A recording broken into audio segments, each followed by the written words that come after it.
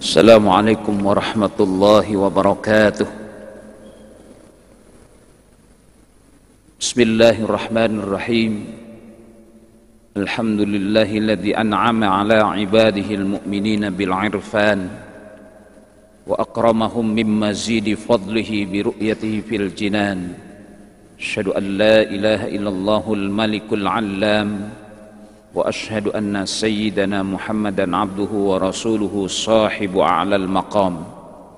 Allahumma fassalli wa sallim wa barik ala sayyidina Muhammadin arsalahu Allahu rahmatan lil anam id ahwaluhum aqbaha minal an'am wa ala alihi al-bararatil kiram wa sahbihi masabihi dhalam wattabi'ina lahum bi ihsanin ila yaumin tantiku fihi jami'ul a'dha wa yabkumu fihi lisan salatan wa salaman daimaini mutalazimaini ma damatil awqat wal awan.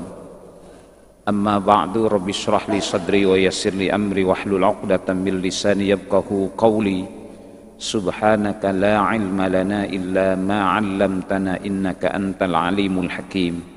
فيقول الله سبحانه وتعالى في كتابه الكريم وهو أصدق القائلين وإذ قال ربك للملائكة إني جاعل في الأرض خليفة قالوا أتجعل فيها من يفسد فيها ويسفك الدماء ونحن نسبح بحمدك ونقدس لك قال إني أعلم ما لا تعلمون.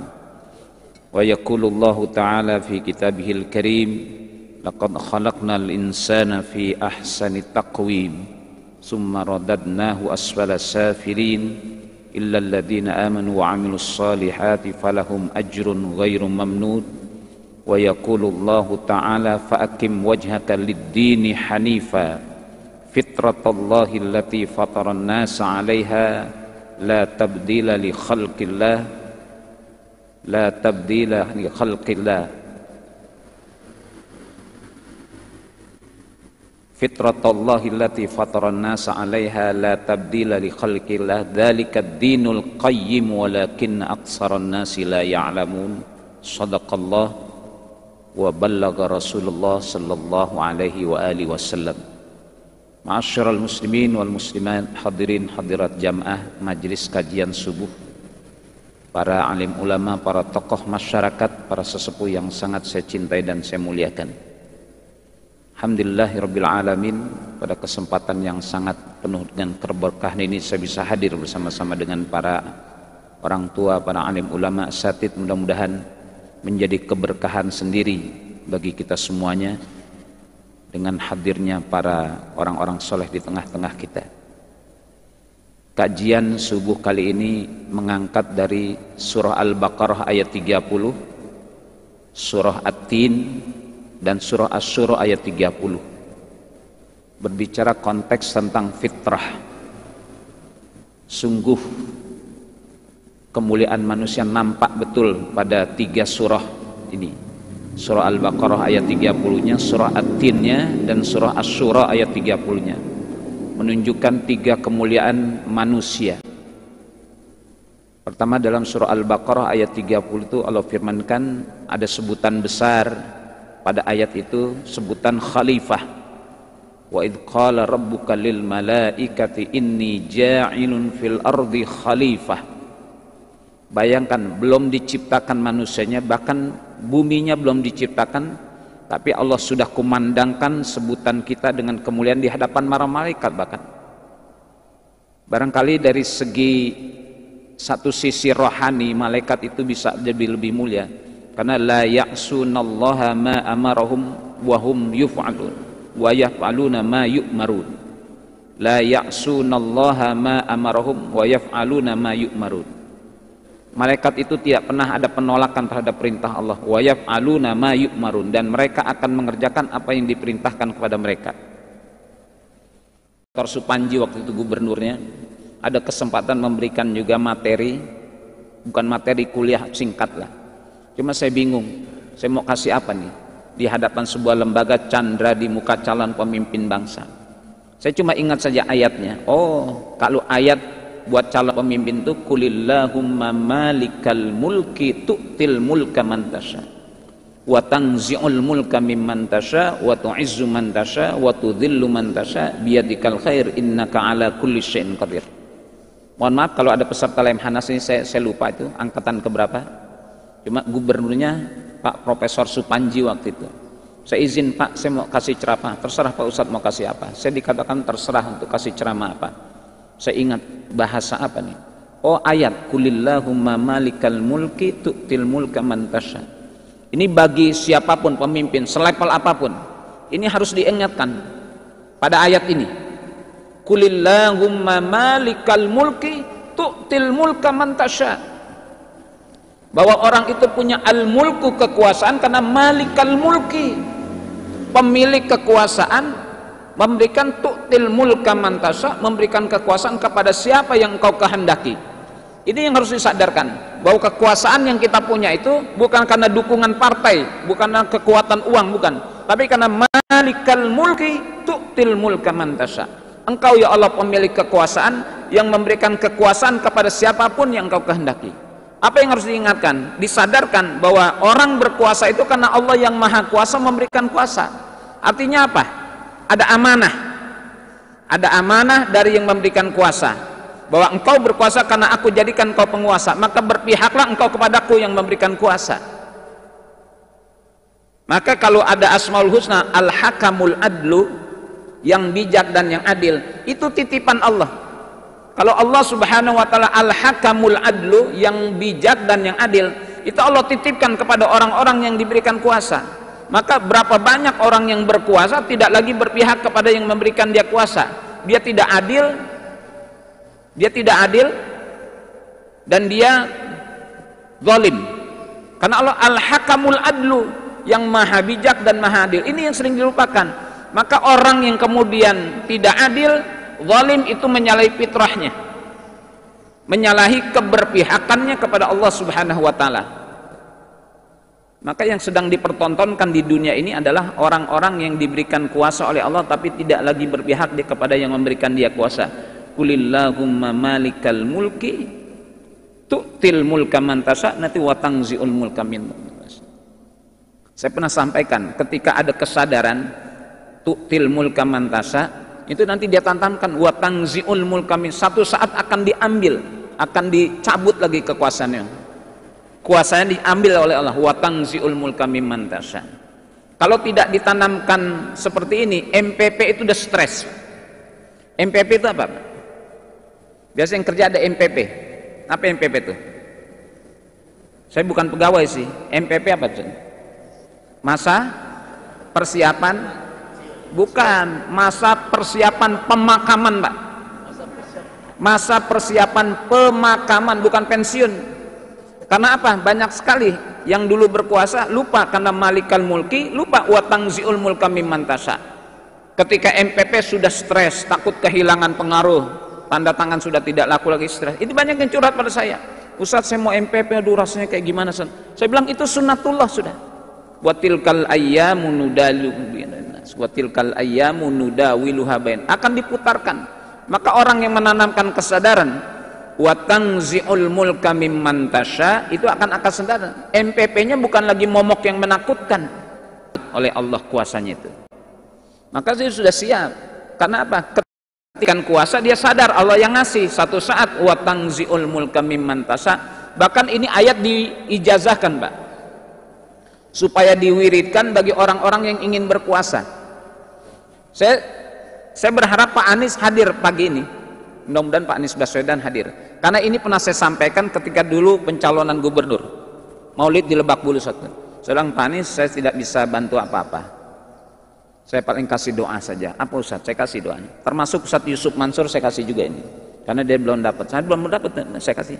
Kulillahumma malikal mulki tu'til mulka man tasya wa tanzi'ul mulka mimman tasya wa tu'izzu man tasya wa tudhillu man tasya biyadikal khair innaka ala kulli syai'in qadir tulijul laila bin nahar wa tulijun nahara fil laili wa tukhrijul hayya minal mayyiti wa tukhrijul mayyita minal hayy wa tarzuqu man tasya'u bighairi hisab.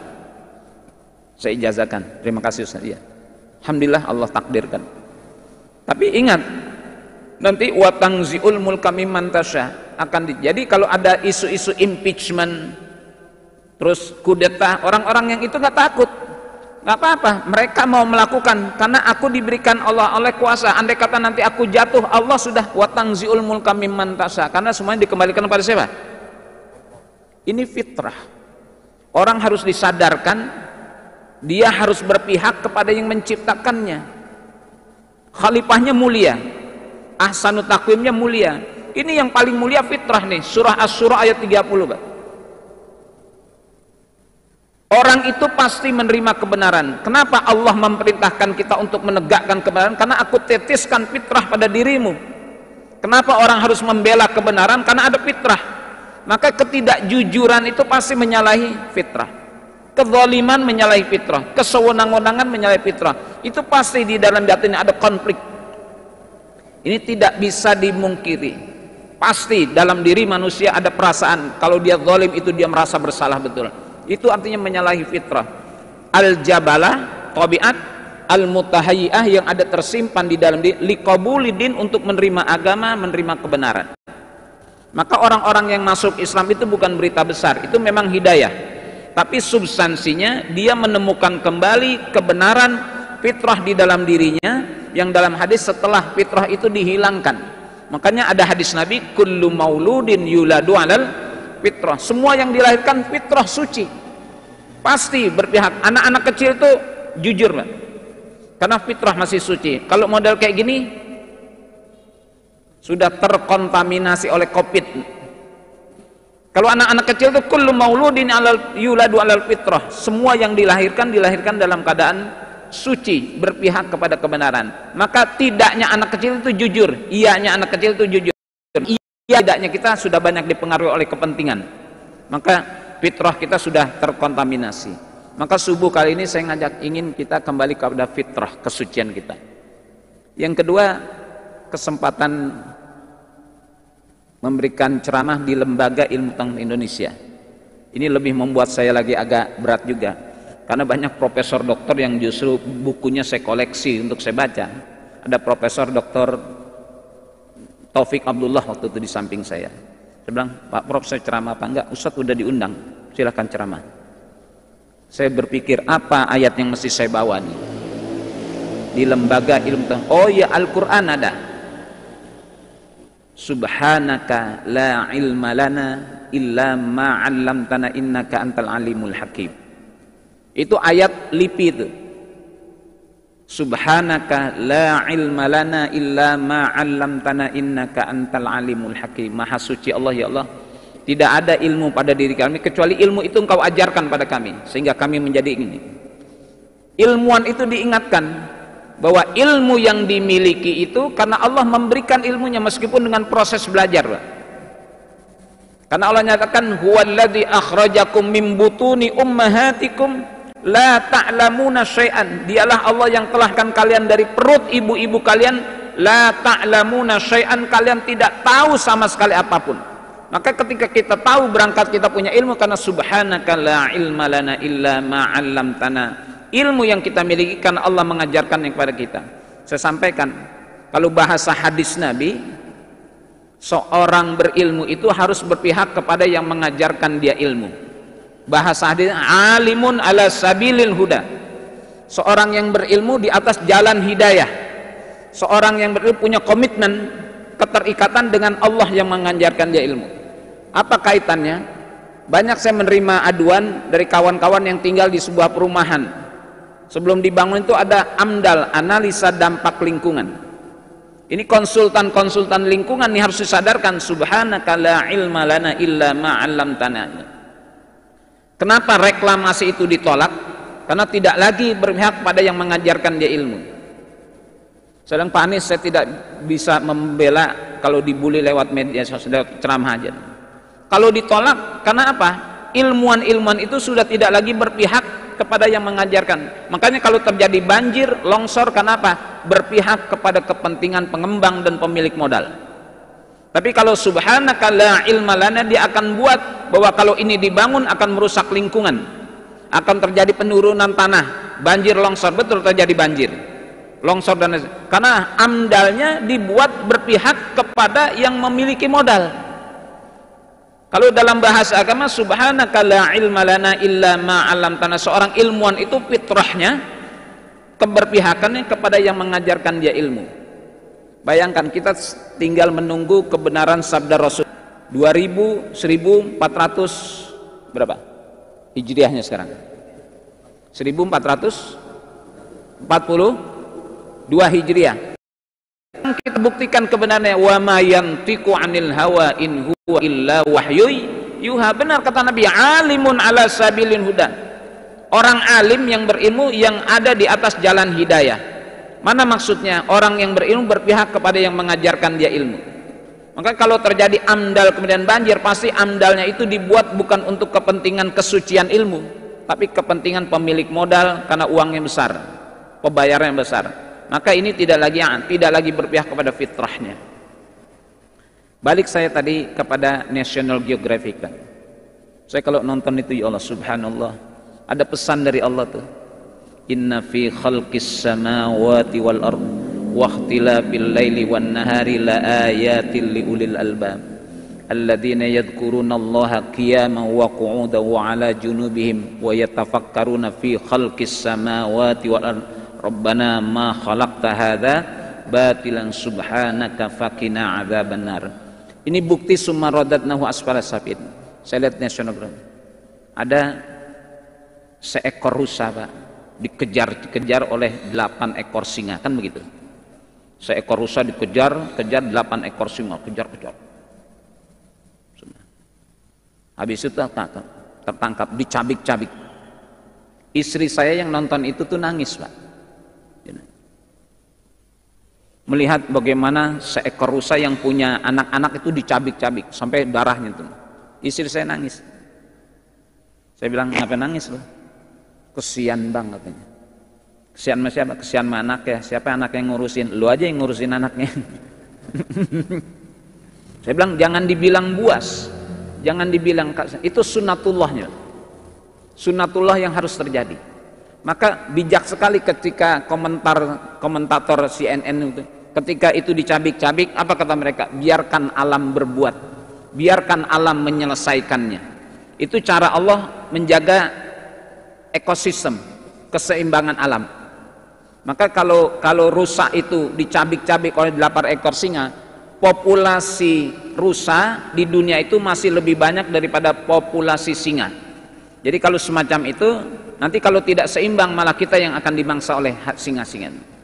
Ya, makanya jangan heran kalau di Sumatera harimau masuk kampung.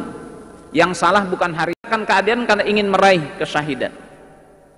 Itu naluri sabu'iyah namanya. Orang-orang yang buas itu sebetulnya lebih buas daripada binatang buas. Maka summa radadnahu asfala safilin. Maka pertanyaannya, sudahkah kita berpihak kepada fitrah kesucian kita, di mana berpihak kepada kebenaran, berpihak kepada sang pemilik kekuasaan Allah Subhanahu wa taala. Yang punya ilmu, apakah sudah berpihak kepada yang mengajarkan dia ilmu? Naluri sabu'iyah. Yang pertama sebenarnya naluri bahimiyah, naluri kebinatang. Bahimiyah, naluri kebinatangan. Pernah nggak Pak, ada orang dicaci maki tapi tidak lagi disebut namanya, tapi meminjamkan nama binatang untuk mencaci dirinya? Udah. Contohnya apa kira-kira? Dasar monyet kamu gitu. Itu jangan marah Pak. Kalau kita dikatakan monyet, kenapa? Monyet itu makhluk, kalau kita sudah megang pisang satu sisir, kita lemparkan satu sisir lagi, diambil nggak? Ini udah megang satu sisir nih, dikasih lagi satu sisir, ambil nggak? Dilemparin kacang, tangkap nggak? Tangkap. Tangannya megang, kakinya juga megang. Itu monyet. Maka orang yang serakah itu sebetulnya lebih serakah daripada monyet. Maka tidak heran kalau dicaci dengan bahasa binatang. Itu namanya naluri bahimiyah, karena ada naluri kebinatangan dalam diri kita. Bahkan ada bahasa dengan bahasa anjing, babi, monyet, segala macam. Itu dalam kajian tasawuf sih bukan hal yang kok bicara, enggak, biasa. Ini mengingatkan bahwa Allah sudah summa radadnahu asfala safilin, rendah kita.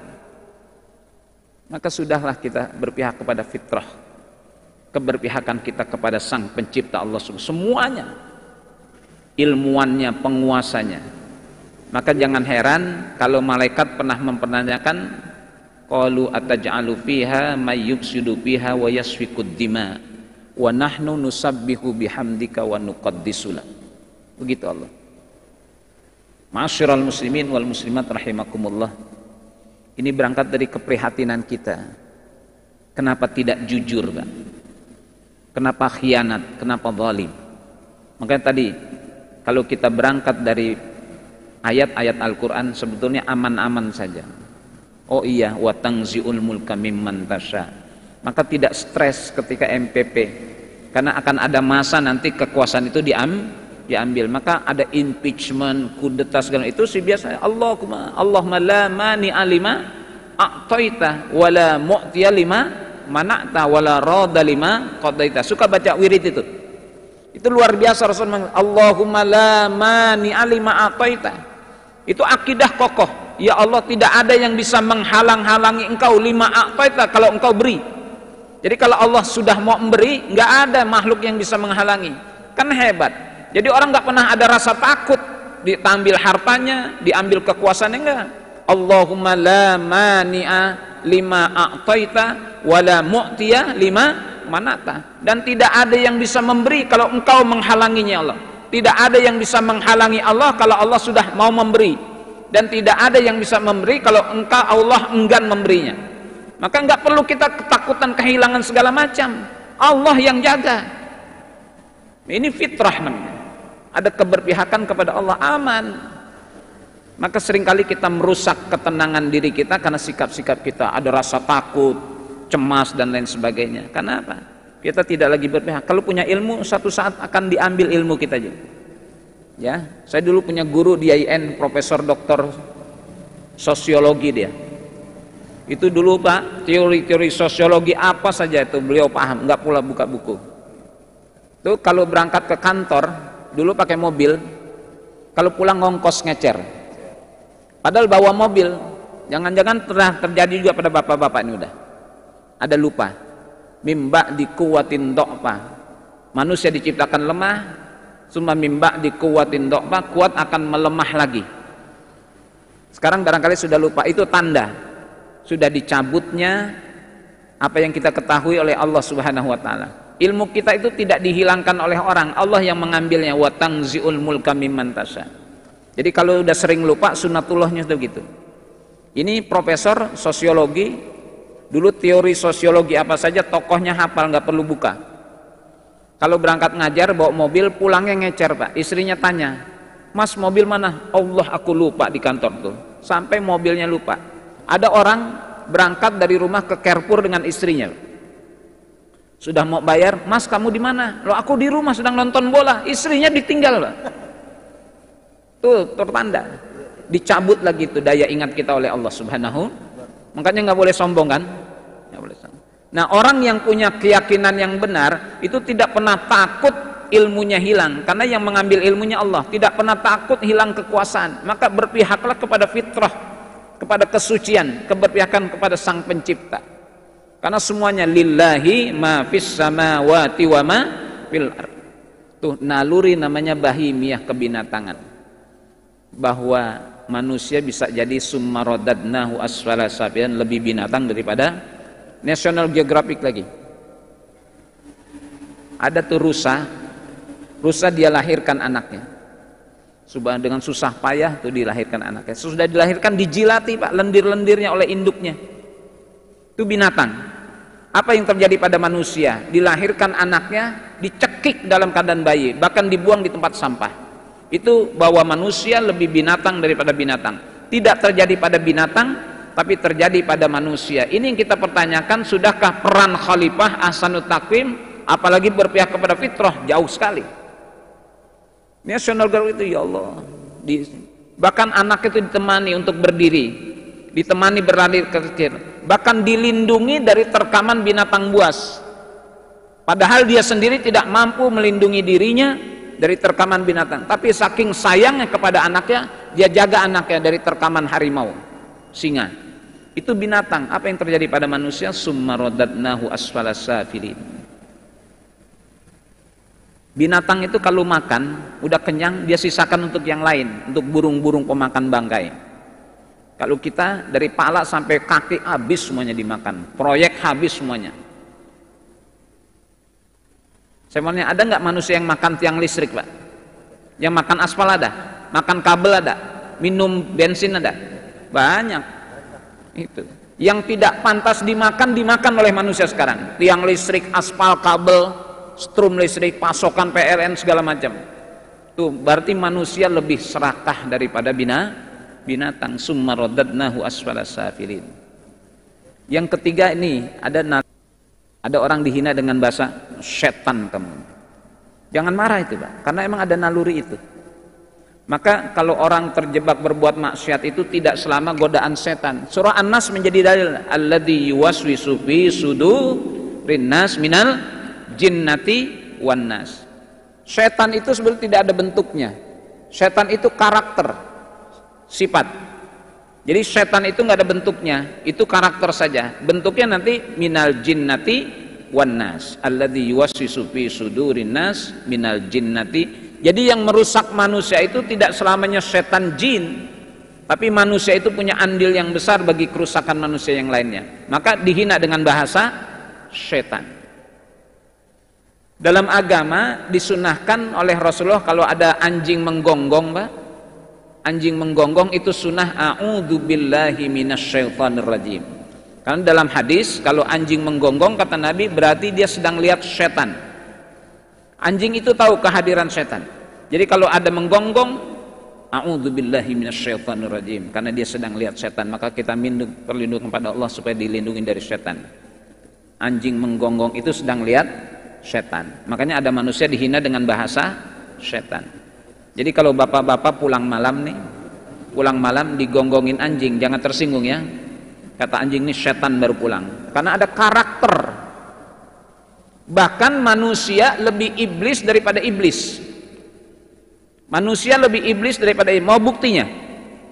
Fir'aun itu tidak hanya tidak mengakui eksistensi Tuhan, bahkan dirinya mengaku sebagai Tuhan. Ana rabbukumul a'la. Bayangkan ada manusia lebih iblis daripada iblis. Iblis itu masih mengakui eksistensi Tuhan. Qala rabbi anzirni ila yaumi yub'atsun. Dia masih menganggil Allah sebagai Tuhannya. Qala rabbi anzirni ila yaumi, Tuhan tunda siksaku sampai nanti hari pembangkitan. Qala innaka minal mundzirin. Iblis masih mengakui Allah sebagai Tuhannya, tapi manusia ini bukan hanya menolak eksistensi Tuhannya, bahkan dirinya mengaku sebagai Tuhan. Ana rabbukumul a'la. Saya ini Tuhan kalian yang maha tinggi. Bayangkan. Jadi pernah terjadi dalam sejarah manusia mengaku sebagai Tuhan. Bayangkan iblis saja masih mengakui Allah sebagai Tuhannya. Ini makanya manusia bisa jadi lebih setan daripada setan itu sendiri. Maka setan itu kalau ingin menggoda manusia, dia nggak mesti turun tangan, Pak. Dia menggunakan tangan-tangan manusia untuk mencelakakan manusia. Jadi setan kalau ingin menggoda manusia tuh dia tidak turun tangan. Dia menggunakan tangan-tangan manusia untuk mewujudkan keinginannya. Makanya alladzi yuwaswisu fi sudurin nasi minal jinnati wan nas. Setan itu karakter kullu ismin mutamarridin, setiap sebut nama yang mengajak kedurhakaan kepada Allah itu namanya setan. Maka wujudnya ada manusia yang mengajak durhaka kepada Allah. Orang-orang zalim itu pasukannya setan. Hizbus syayatin namanya. Kalau ini hizbullah. Makanya Allah alam ahad ilaikum ya bani Adam alla ta'budus syaitan innahu lakum aduwwum mubin wa an i'buduni hadza siratum mustaqim wa laqad adalla minkum jibillan katsiran afalam takunu ta'qilun hadhihi jahannamul lati kuntum tu'adun. Itulah naluri syaitaniyah. Maka ada orang dicaci dengan bahasa setan karena perilakunya memang perilaku syaitan. Fitrah itu mendudukan kita pada kemuliaan. Maka ketika seseorang itu berpihak kepada penciptanya, itulah fitrah. Maka saya katakan ketidakjujuran itu menyalahi fitrah. Tidak menegakkan kebenaran itu menyalahi fitrah. Bapak akan terasa gemas kalau ada tetangganya zalim. Itu bukan karena apa, itu fitrah itu. Saya tidak senang orang itu zalim. Itu karena fitrah. Fitrah kita memanggil kita tidak senang kepada kezaliman. Maka kalau ada kedamaian, ada keadilan, itu pasti senang karena fitrah kita cenderung kepada itu. Jadi yang mau dihidupkan sekarang ini, sudahkah kita berpihak kepada fitrah yang surah Asy-Syura itu? Maka Nabi yang fa'akim wajhaka lid-dini hanifa. Luruskan wajahmu hai Muhammad lid-dini, untuk agama hanifa dan keadaan lurus. Rasulullah diperintahkan, kenapa? Tidak dipaksa, karena ada potensinya untuk bisa berbuat hidup lurus, fitrah. Kalau orang diperintahkan untuk menegakkan kebenaran itu tidak dipaksa, karena ada fitrah, fitrahnya memanggil. Kalau orang disuruh jujur, kenapa jujur? Karena ada fitrah keberpihakan kepada kebaikan. Maka setiap kali ada ketidakjujuran pasti orang tidak senang. Itu fitrahnya menjawab, mengatakan itu. Jadi pertanyaannya, sudahkah kita ini berpihak kepada fitrah kita? Yang berkuasa berpihak kepada yang memberikan kuasa, yang berilmu berpihak kepada yang mengajarkan dia ilmu, yang berharta berpihak kepada yang memberikan dia harta. Jadi ketika sedekah itu kita berikan, itu fitrah, berpihak kepada yang memberikan harta. Wa atuhum mimma lillahi alladzi atakum, dan berikanlah oleh kalian kepada mereka dari sebagian harta Allah. Yang kita miliki itu bukan punya kita. Mimma lillah, dari sebagian harta Allah yang Allah telah berikan kepada kalian. Maka orang-orang yang tidak berinfak sedekah itu menyalahi fitrahnya. Mana fitrahnya? Diberi sama Allah, Allah minta untuk dikeluarkan. Dia tidak berikan, itu menyalahi fitrahnya. Maka kalau hidup keberpihakan kepada kebenaran itu sebetulnya sebuah kedamaian. Maka diperintahkan untuk menegakkan itu dan berpihak kepada kebenaran itu, supaya nanti wa ulaika humul muflihun, agar ada kebahagiaan pada masyarakat. Jadi kalau ada konflik gejolak di mana-mana, pasti ada sesuatu yang menyalahi fitrahnya. Jadi gejolak pada penduduk-penduduk yang mayoritasnya muslim. Kenapa? Karena orang Islam itu tidak betah kalau ada kezaliman, ketidakadilan. Maka selalu ada direspon dengan bahasa demo dan lain sebagainya. Karena perintah Allah, fa'akim wajhaka lid-dini hanifa fitratallahi allati fataran nasa 'alaiha la tabdila li khalqillah dzalikad dinul qayyim walakin aktsaran nasi la ya'lamun. Ma'asyiral muslimin wal muslimat, saya mohon maaf karena kondisi saya memang dalam keadaan kurang sehat sejak 1 pekan ini, dalam kondisi masih kepala terasa berat. Jadi kalau semakin berbicara dan baca ini semakin berat. Jadi mohon maaf kalau ada kata-kata yang kurang berkenan. Saya tidak konsen untuk berbicara fokus masalah fitrah, tapi minimal bisa dipetik pesannya. Jadilah manusia yang terakhir, namanya keberpihakan kepada Allah, Rabbani. Ada bahimiyah, binatang, ada sabu'iyah, buas, syaitoniyah, setan, yang terakhir Rabbaniyah, manusia yang punya nilai-nilai Rabbani pada diri. Itulah manusia yang fitrah. Karena memang Allah teteskan ke dalam diri kita fitrah itu, fitratallahi allati. Maka jadilah manusia yang Rabbani, manusia yang berpihak kepada penciptanya. Kalau dia berkuasa, berpihaklah kepada Malikal Mulki. Kalau dia berilmu, berpihaklah kepada yang mengajarkan dia ilmu. Kalau dia berharta, berpihaklah kepada yang memberikan dia harta. Ya, itulah manusia-manusia yang Rabbani, manusia yang ada di dalam dunia nilai-nilai ketuhanannya. Inilah fitrah yang diajarkan dalam agama kita. Mudah-mudahan anak-anak kita jaga fitrahnya untuk terus berada di jalan yang benar, berpihak kepada kebenaran, membela kebenaran dan menegakkan kebenaran. Inilah kullu mauludin yuladu 'alal fitrah. Semua yang dilahirkan terlahir dalam keadaan suci, berpihak kepada penciptanya. Makanya kenapa diazankan, sunnah diazankan lahir untuk menjaga fitrahnya, bahwa dia pernah berjanji dulu di hadapan Allah di alam arwahnya. Qalu alastu birabbikum qalu bala syahidna. Allah, bukankah aku ini Tuhan kalian? Qalu bala syahidna, bahkan engkau adalah Tuhan kami ya Allah. Itu lahir diazankan untuk menjaga fitrah kesuciannya, berpihak kepada Tuhannya yang dulu dia pernah sumpah setia di alam arwah. Qalu bala syahidna. Wallahu a'lam. Sallallahu ala khairi khalqihi sayyidina Muhammad wa ala alihi walhamdulillahi rabbil alamin wa lafa minkum. Wassalamualaikum warahmatullahi wabarakatuh. Pala Subhanallah, alhamdulillah, walhamdulillah. Terima kasih kepada guru kita, Kiai Haji Sofwan Sobi, yang telah memberikan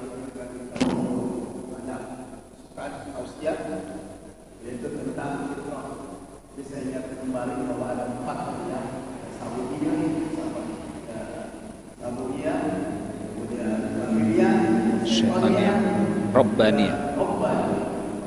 Saya kira mungkin ada jamaah yang bertanya, kami persilakan.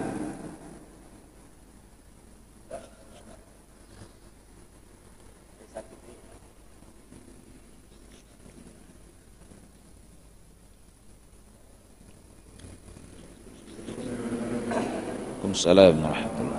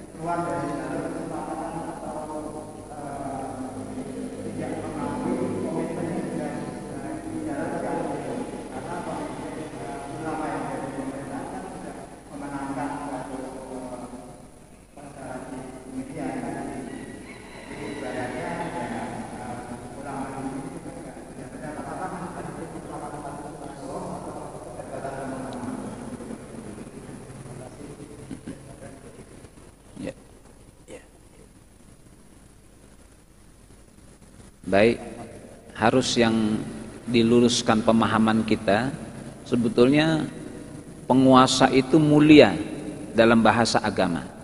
Bahkan ayat yang wa may yu'azzim sya'airallah fa huwa min taqwal qulub, itu Imam Nawawi mentafsirkan sya'airallah, syiar-syiar Allah itu al-imamul muqsid. Jadi jangan salah, penguasa itu harus dimuliakan, Pak. Karena termasuk sya'airallah, wa may yu'azzim sya'airallah. Imam Nawawi memberikan tafsiran tuh sya'airallah ay ulamaul al-imamul muqsid, penguasa yang adil. Jadi harus dimuliakan kedudukannya, karena itu termasuk syiar-syiar Allah, bahwa bumi ini harus diurus. Allah mewakilkan untuk mengurus bumi ini kepada manusia yang kemudian diberikan kuasa sebagai imam, penguasa, pemimpin. Maka termasuk syiar-syiar Allah, wa may yu'azzim sya'airallah fa huwa min taqwal qulub. Itu syiar-syiar Allah itu harus diagungkan, karena itu bagian daripada ketakwaan. Nah, syiar-syiar Allah itu di bumi itu al-imamul muqsitu, penguasa yang adil. Jadi kita wajib taat, kan, atiullah wa atiun rasul wa ulil amri minkum, kan itu termasuk.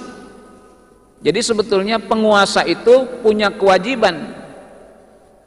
Tidak hanya serikat yang selama ini diserahkan itu urusannya ulama. Penguasa itu punya juga kewajiban dalam hadis man ra'a minkum mungkaran falyughayyirhu biyadih. Kata Nabi, siapa orang yang melihat kemungkaran maka hendaklah ia harus merubah dengan tangannya, dengan kekuasaannya.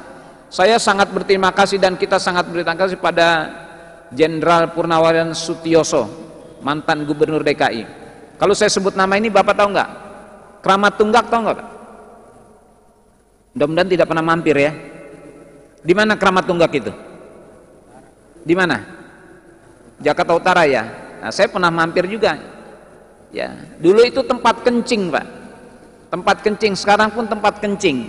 Kalau dulu tempat kencing untuk maksiat, sekarang tempat kencingnya untuk ibadah, karena jadi Islamic Center. Itu dari tempat prostitusi menjadi Islamic Center karena jasanya Pak Sutioso tuh. Itu ulama bukan tidak bisa. Itu merubah jadi Islamic Center itu bukan tugasnya ulama, itu tugasnya penguasa. Maka bersyukur, terima kasih Pak Sutioso dengan kebijakannya robohkan dan bangun Islamic Center. Majelis ulama nggak bisa, pertama nggak punya kekuatan pasukan, yang kedua nggak punya duit. Sebenarnya dengan gema takbirnya merobohkan bisa, tapi sudah dirobohkan bisa bangun nggak? Kalau penguasa bisa, robohkan bangun. Maka kewajiban merubah kemungkaran itu man ra'a minkum mungkaran falyughayyirhu biyadihi ay biquwwati, dengan kekuasaannya. Maka dengan kekuasaannya. Imam Ghazali menjelaskan itu biyadihi ay alal umara, kewajiban penguasa. Fa illam yasati bilisani, dengan lisan ay alal ulama. Wa illam yasati fa biqalbihi ay alad du'afa. Kalau kita ini amar ma'rufnya dengan doa. Maka saya katakan kalian kalau merusak tempat maksiat itu ada izinnya tuh, ada retribusinya ke Pemda. Maka kalau dirusakkan kena pasal pengerusakan.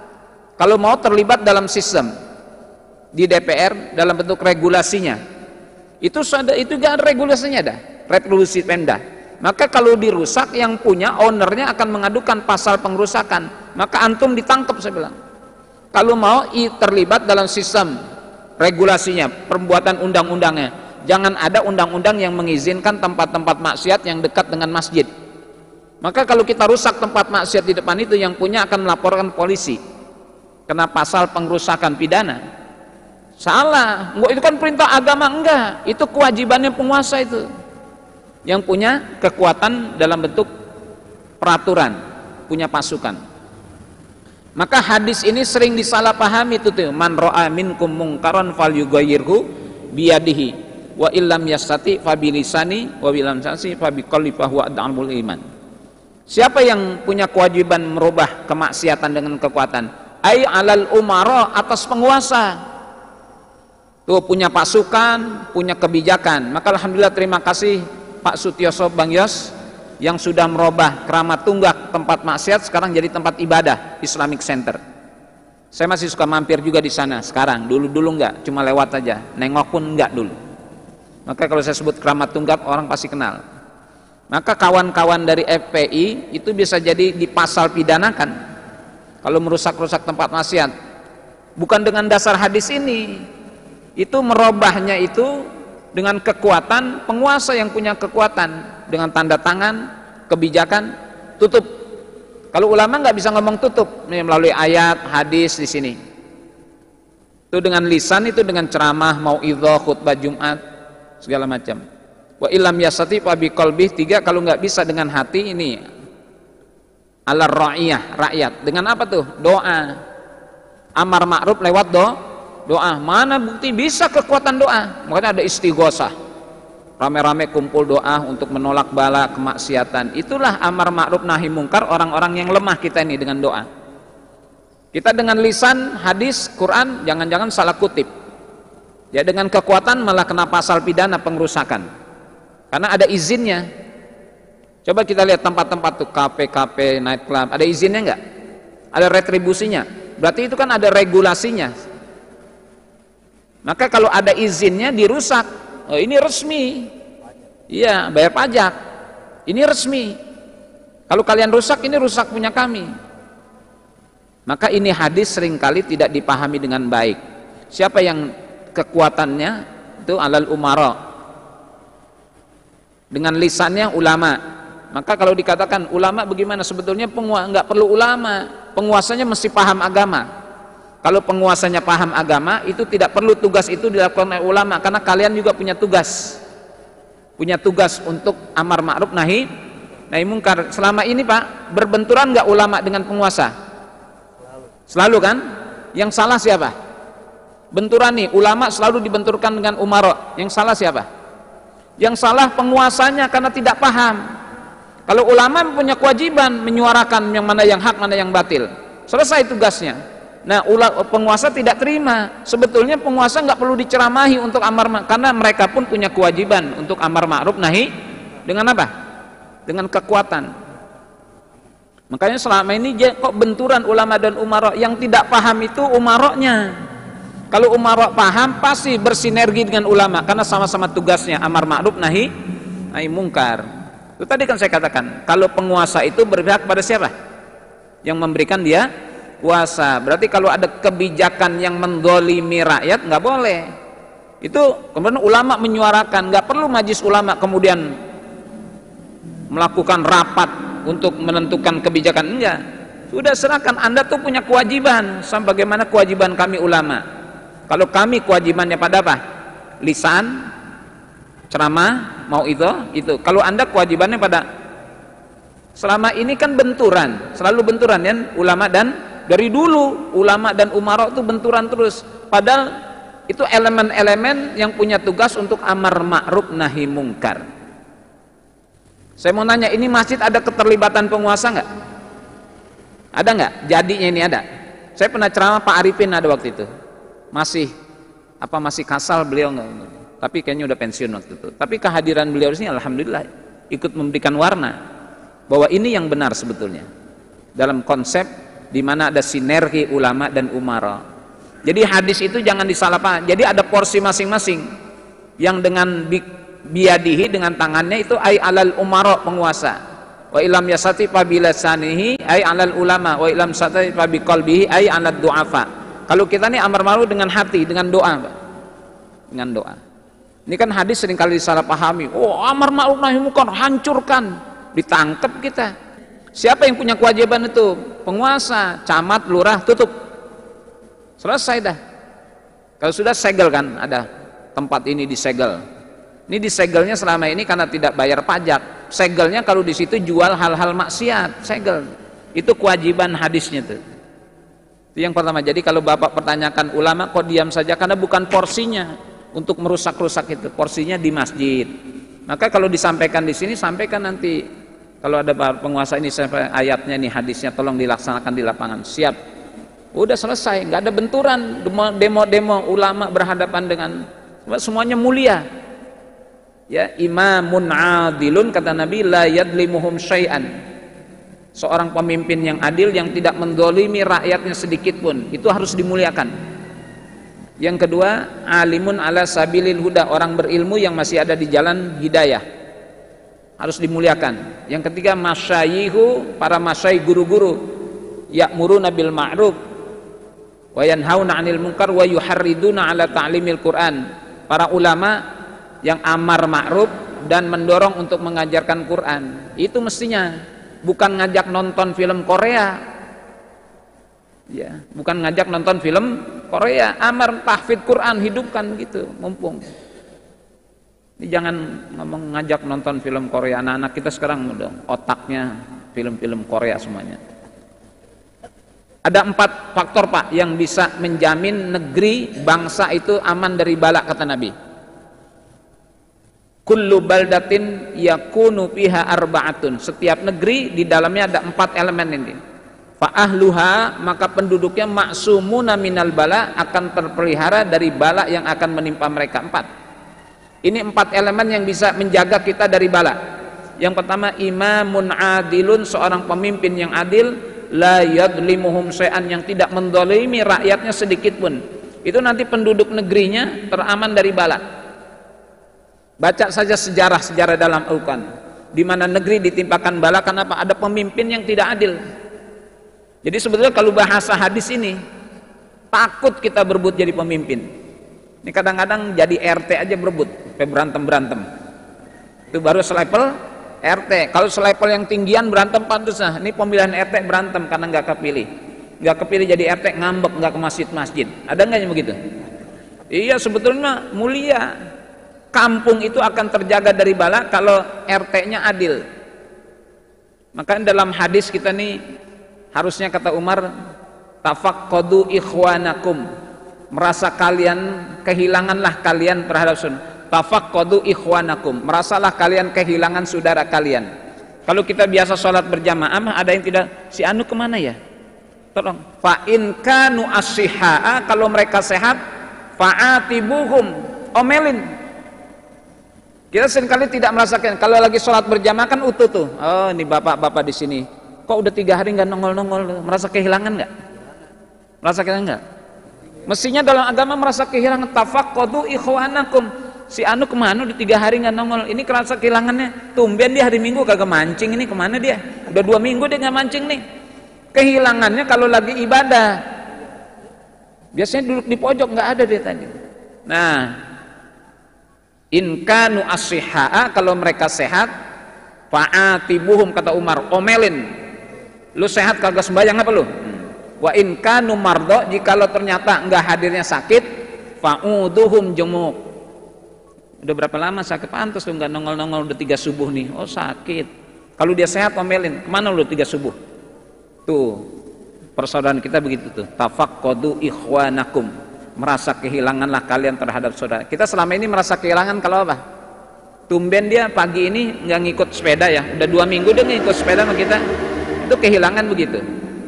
Kehilangan, iya tumben dia biasanya rajin banget mancing, datang duluan nih 3 minggu nggak mancing-mancing. Kita kehilangannya itu kalau dalam hal ibadah. Sholat berjamaah biasanya hadir di pojok sana tuh. Oh, biasanya sholatnya depan sini. Kok udah 3 hari nggak nongol-nongol tuh, nggak merasa kehilangan kita. Umat ini sebetulnya hebat, Pak. Saya kan keprihatinan saya dari dulu. Ya, satu sisi kita berkata gini, seberang lain.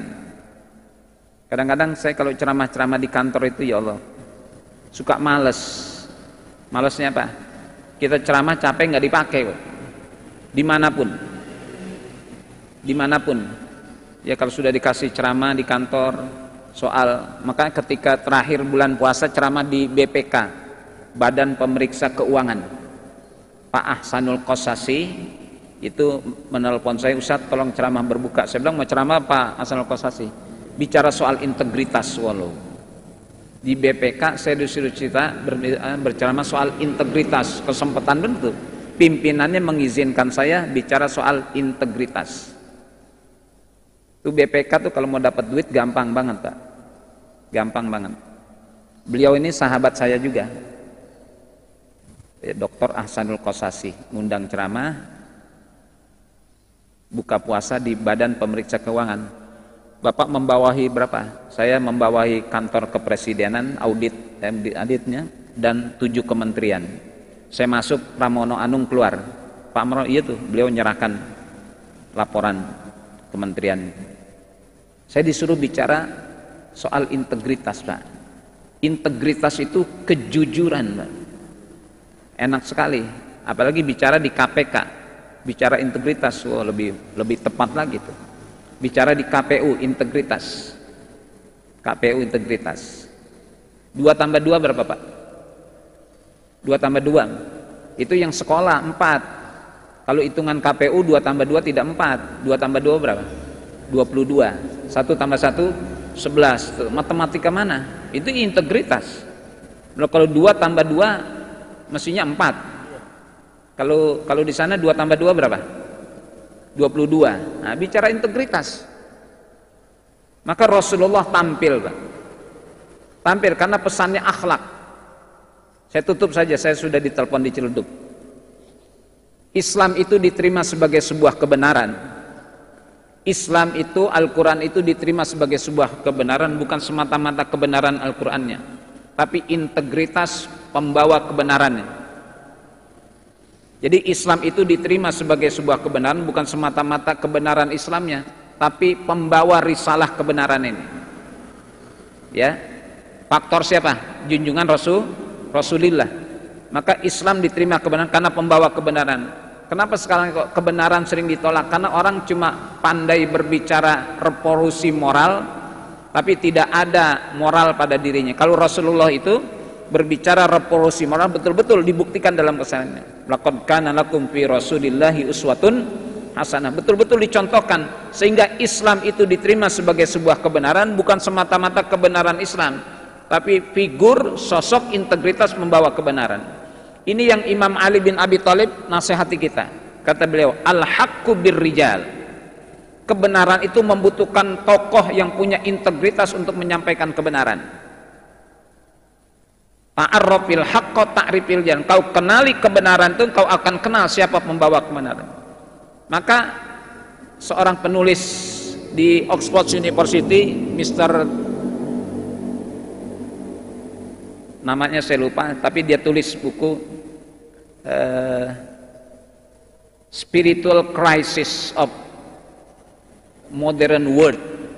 Sebenarnya tidak ada krisis ekonomi, Pak. Dalam agama itu tidak ada sebutan krisis ekonomi. Krisisnya krisis moral ekonom, pelaku-pelaku ekonomi. Maka kata Nabi, kalau ada orang 2 berkongsi kerjasama, fa in bayyana wa sadaqa burika lahuma. Kalau 2 orang yang berkongsi ini saling menjelaskan dan saling jujur dua-duanya, burika lahuma, diberkahi keduanya. Yang merusak kongsi itu ada ketidakjujuran. Ini kan spiritual crisis namanya. Jadi tidak ada krisis politik, nggak ada. Krisis politik itu terjadi karena ketidakjujuran aktor-aktor politik. Jadi nggak ada istilah krisis politik. Krisisnya pada perilaku politikusnya. Jadi tidak ada krisis ekonomi krisisnya pada krisis moral pelaku-pelaku ekonomi, ketidakjujuran. Maka sifat Nabi itu ada berapa? 4 ya. Bukan hanya untuk Nabi, seluruh Nabi nih, siddiq, amanah, tabligh, fatonah, ini integritas. Maka tidak mungkin tuh Taurat diterima oleh Bani Israel kalau Nabi Musanya tidak siddiq, amanah, tabligh, fatonah. Gak akan diterima tuh apa yang disampaikan oleh Nabi Isa dengan Injilnya kalau Nabi Isa tidak tabligh, amanah, fatonah, siddiq, amanah, tabligh, fatonah, 4 sifat wajib. Ini kalau ngomong ini siddiq, tabligh, amanah, fatonah di Indonesia Liars Club barangkali nggak ditengok. Itu orang ngomong apa? Bahasa apa tuh? Bahasa madrasah kok dibawa pada level diskusi hebat ini. Padahal justru siddiq, amanah, tabligh, fatonah lebih hebat daripada omongan-omongan yang ada di Indonesia Liars Club. Ini integritas, Pak. Siddiq benar, amanah tidak hianat, tabligh menyampaikan, fatonah cerdas. Itu kan keberhasilan dakwah para nabi karena pembawa kebenaran itu orang-orang yang benar. Maka saya katakan lagi, Islam diterima sebagai sebuah kebenaran bukan karena semata kebenaran Islamnya, tapi figur pembawa kebenarannya.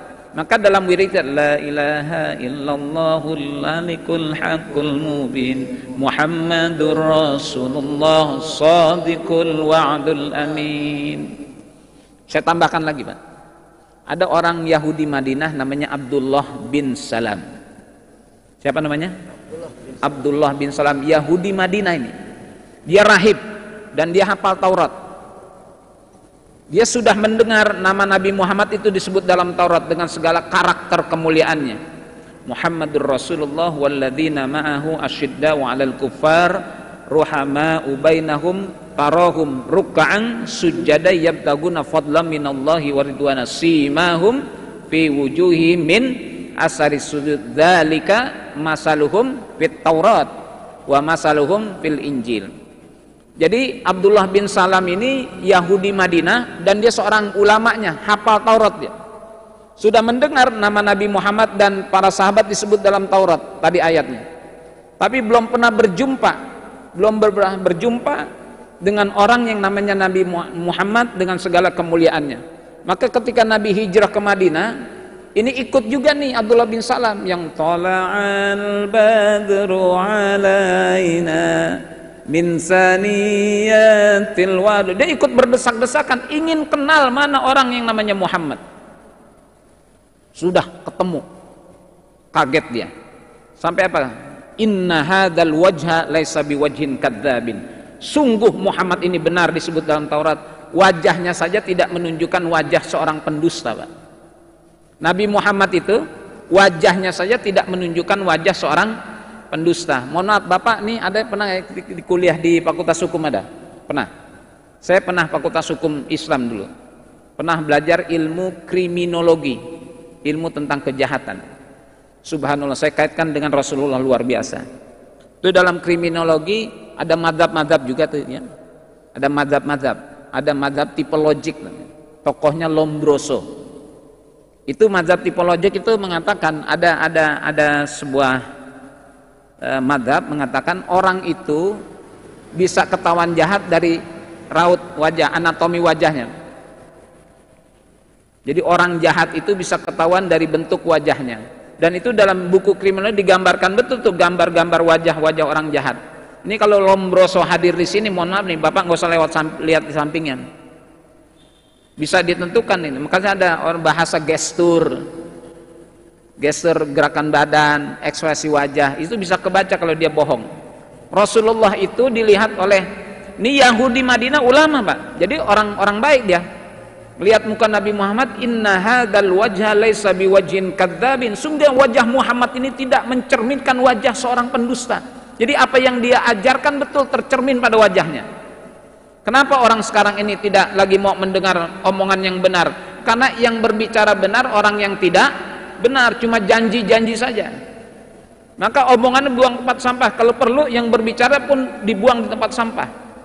Islam diterima sebagai sebuah kebenaran, itu bukan semata-mata kebenaran Islamnya, tapi faktor integritas membawa kebenaran. Kalau bapak di rumah membangunkan anak sholat subuh, tapi bapak masih keredongan, nggak denger, nak sholat subuh nak, kita masih keredongan gitu. Atau kita teriak-teriak dari kamar, nak sholat subuh nak. Sementara kita masih tidur di kamar. Kita bangunkan anak kita sholat subuh, kalau kita sudah pakai peci, baju ini, nak sholat nak. Ayah udah sholat, ya lihat saja.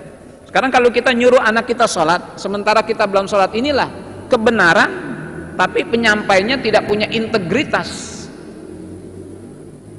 Maka kenapa kok omongan-omongan yang benar tidak lagi didengar? Orang bilang, omongannya benar, cuma gue kagak demen melagunya gitu. Orang Betawi gitu ya. Omongannya benar banget, cuma lagunya enak banget gitu. Ini integritas. Maka Rasulullah itu dari wajahnya saja sudah nampak orang baik.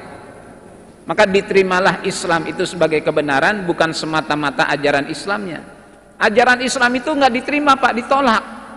Kenapa kok kemudian asyhadu an la ilaha illallah wa asyhadu annaka Muhammadar? Kenapa? Apa yang disampaikan oleh Rasul ada dalam kesaharian. Oh benar Muhammad ini as-sadiqul wa'dul amin.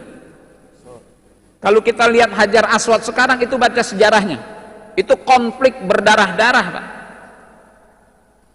Hajar Aswad sekarang ada di dinding Ka'bah. Siapa? Rasulullah tuh.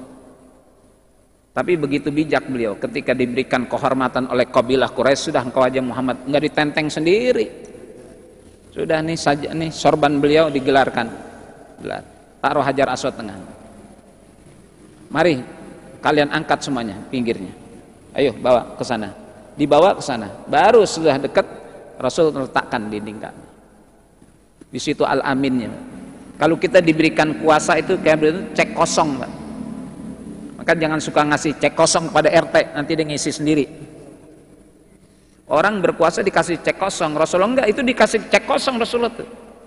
Sudahlah kau selesaikan Muhammad. Kalau juga Nabi Muhammad taruh sendiri. Itu semuanya angkat pedang Pak, merasa lebih, saya lebih mulia. Kalau nggak ada Rasul, pertumpahan darah tuh di sisi Ka'bah.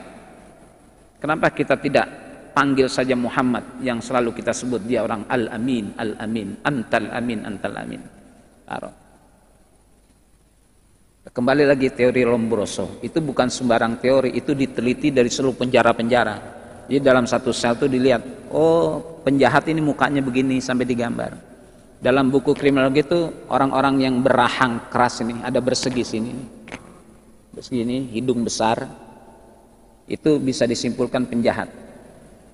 Bapak nggak usah nengok sampingnya, nggak usah nengok sampingnya, bukan beliau.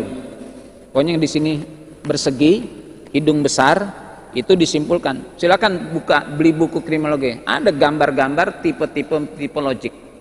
Itu sekarang teori itu nggak berlaku. Kalau dulu itu lama, saya yakin polisi juga masih panduannya itu. Ini kalau kamu digebukin orang pantas mukamu muka orang jahat gitu. Tapi penjahat sekarang enggak. Kalau penjahat dulu kan serem dan tidak wangi. Penjahat sekarang wangi Pak. Cincinnya zamrud, jamnya saya 3 miliar. Ya, kos kakinya bisa 3.500.000. Bajunya nggak hitam, bajunya keren, dasinya saja 4 juta. Dulu maling dulu tuh jalan kaki, kalau maling sekarang mobil mewah Pak. Berdasi. Nyolongnya nggak keluar rumah, dobrak pintu orang nggak. Cukup dari ruang cybercrime. Batal nih.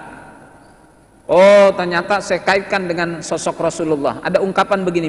Ini kaitan dengan kriminal. Al-insanu masturun bil khalqi. Manusia itu masturun, masih misteri bil khalqi, dengan sosoknya.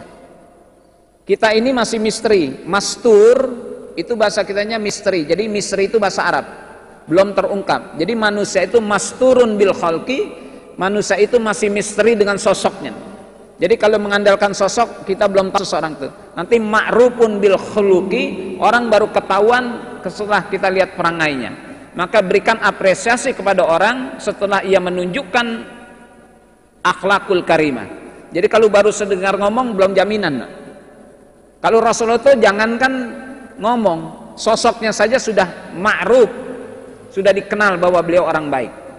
Di sini kaitannya. Maka kita banyak tertipu kan? Tertipu kita. Yang tadinya kita nyangka, wah ini ternyata kezalimannya luar biasa, tidak jujurannya. Banyak orang tertipu rapi sekali Pak. Saya nggak nyangka saya ditipu, omongannya enak sekali. Orangnya juga rapi, nggak mencerminkan. Nah itulah Kenapa kok wa ma arsalnaka illa rahmatil laqad kana lakum fi rasulillahi uswatun hasanah wa innaka la'ala khuluqin adzim. Terakhir, timbangan amal kita nanti pada hari kiamat Pak, yang memberatkan bukan sholat, bukan zakat, bukan puasa, itu ada timbangannya. Tapi yang paling memberatkan timbangan kita nanti, kata Nabi, tidak ada yang lebih memberatkan timbangan hamba pada hari kiamat min khuluqin hasanin, ma asqalu fi mizanil abdi min khuluqin hasanin. Tidak ada timbangan yang bisa memberatkan seorang hamba pada hari kiamat daripada timbangan akhlakul karimah. Maka kenapa pentingnya karakter building, membangun karakter akhlakul karimah? Kenapa pentingnya? Itu bukan hanya dunia, akhirat pun begitu. Jadi yang memberatkan timbangan kita nanti adalah karena akhlakul karimah kita. Salat ada, tapi yang lebih memberatkan itu karena akhlakul ma asqalu fi mizanil abdi yaumal qiyamah min khuluqin hasanin. Mudah-mudahan jadi jawaban buat Bapak itu. Jadi harus dimengerti bahwa hadis itu tidak dipahami serampangan. Ya, yang punya kekuatan ya dengan kuasanya itu penguasa, yang dengan lisannya para ustadz, ulama, yang dengan hatinya rakyat dengan kekuatan doanya. Baik, anu tunggu nih.